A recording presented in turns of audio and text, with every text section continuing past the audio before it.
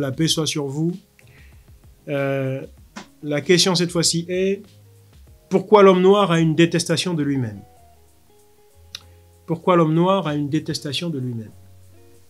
Alors, on l'a souvent dit, l'homme noir ou l'afro-descendant est passé depuis bientôt 5 siècles, est passé, donc depuis bientôt 500 ans, par des mécanismes et des procédés très sophistiqués qui ont contribué à le détruire psychologiquement, à le détruire culturellement, à le détruire civilisationnellement, si ça se dit, à le détruire en tant finalement que membre de la famille humaine, à le sortir à jamais de la famille humaine pour n'en faire qu'un animal. Donc l'homme noir aujourd'hui réfléchit, raisonne et fait tout en animal. L'animal n'a pas de problème à détester son espèce, hein. Voilà, il fait les choses à l'instinct et compagnie. Bon, donc oui, pour ces raisons-là, les fléaux sophistiqués, que sont-ils? On a la traite arabo-mahométane qui a duré 11 à 12 siècles, hein, où c'était fulgurant, c'était destructeur, c'était aliénant, c'était assujettissant et avilissant. L'homme noir a cessé de se voir lui-même comme un être humain, parce que les autres lui ont fait comprendre que tu n'es pas un humain.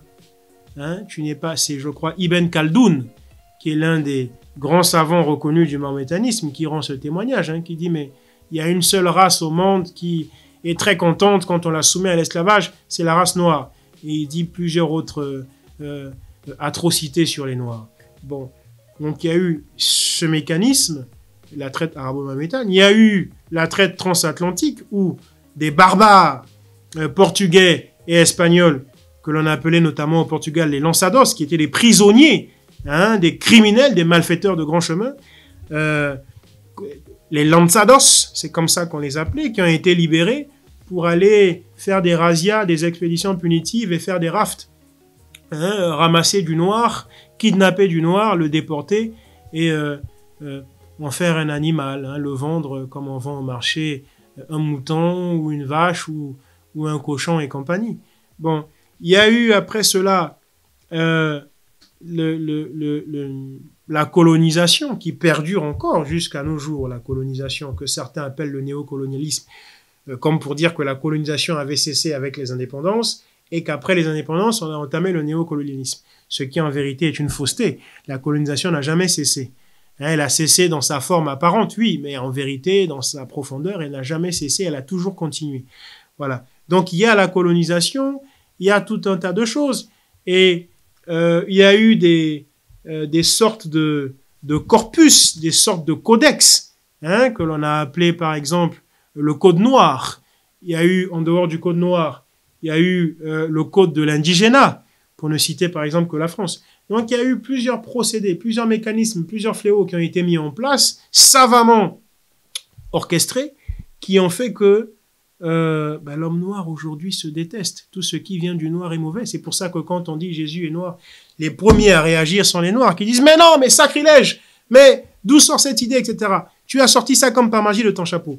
Bon, je n'ai pas de chapeau et vous voyez, j'ai le crâne tout ras, je suis sans cheveux. Bref, donc oui, c'est cela.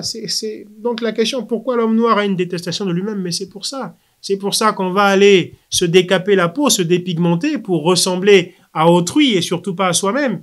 Hein, c'est pour ça qu'on va considérer que tout ce qui vient de l'Europe, tout ce qui est importé est bon, mais que tout ce que l'Afrique elle-même produit est nauséabond et sale et satanique, etc. Et c'est pour ça qu'on ne veut pas produire en Afrique. On dit oui, mais il faut surtout pas qu'on produise parce que ce qu'on produit, c'est satanique.